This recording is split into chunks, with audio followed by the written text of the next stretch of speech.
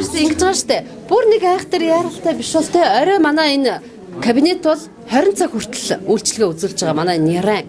Тэгэхээр та нар бас ингээд өглөө ингээд очор ихтэй байгаа үед бол орой үзүүлчих боломжтой бол ажлын өдөр те 20 цаг хүртэл 20 цаг амралтын өдөр хагас өдөр бол 3 цаг хүртэл. Тий 15 цаг хүртэл хагас өдөр үзүүлж байгаа шүү эмчнэр. Няраа хүүхэд бол өвчлөл ерөнхийдөө их байгаа. Гэхдээ тэр нэг хүн сэтгэл зовоогоод болцвол шаардлагатай хүүхдүүд байгаа. Өнөөдөр гэхэд 40 орон дээр 93 хүүхэд байна л да. Тэгэхээр тэрнийхээ ажлыг зохицуул тэгээд энэ хүмүүс олон болохоор гэхдээ тэрийг бас хүсдэггүй. Яагаад гэхээр энэ кабинетэд 2 эмч үзгээр нөгөө хүүхдийн халдвар хамгааллын дэглэмж байдаг юм, үзлэгийн цагийн нягтралж байдаг юм уу, нэг хүнийг нэг хүн дагаад ордоггүй гэсгээс хүсүүлээд тэр хүүхдийн зовлон аав нь сонсмор байдаг, эмээ сонсмор байдаг.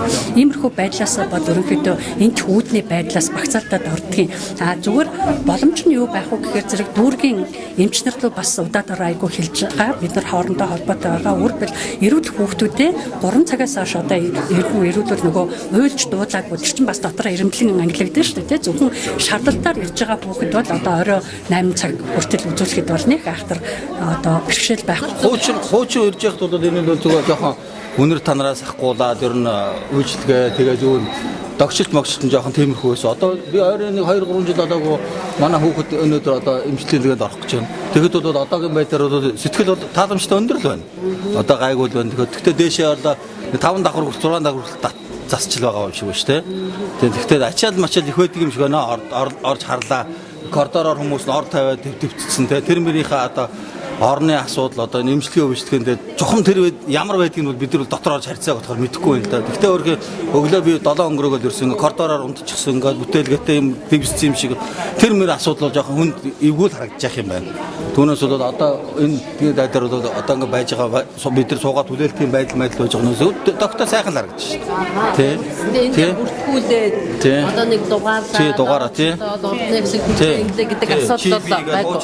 Миний чиний гэдгээс одоогоор бол сайхан байна шүү дээ. Нөгөө банк шиг очиод юугаа авчиж байна. Өөрснөө тэрийг дугаараа хүлээж байгаа авчиж байна. Тэр очиод нэр нь очсон байна. Тий нэр нь очсон, мөнөр нь очсон байна. Тэр үгээд даатгал амрагдсан байвал тэгэл юм одоо болж байна. Юу энэ сая би ингээд ирээд мэдээ авсан. Зөвхөн өчигдөр ихэд 460 гаруй хүн яаралтай тусламжаар орж ирсэн байна. Тэгэхээр одоо амралтын өдөр нэлээд осол гэмтэл одоо тийм бол айгүй их байдаг юм байна л да. 460 гаруй хүн одоо яралтаар ирнэ гэдэг маань бас энэ эмнэлгийн ачаалал тийм ганц бүтэнсэний яриа.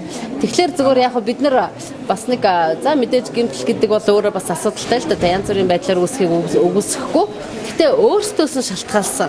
Одоо ч өчтөрийн 460 гаруй хүний 50% согтуу байна гэж байгаа байхгүй юу. Тэгэхээр одоо бид нар бас иргэд өөрсдөө энэ осол гэмтэлд хүргэх хүчин зүйлээ бас өөрсдөө арилгамаар байна гэдэг нь надад бол харагдаж байна л да. Та нар тэрнтэй санал хэр вэ? Ер нь бол нийлж байна. Одоогийн байдлаар одоо энэ үлээ авах дээр хүлээ авах шин доогоор нэг давхар үйлчлэж байгаа юм бол эрс цөөхөн байна шүү дээ. Яг нөгөө төлөө тагалгаа юм уу тийм ээ.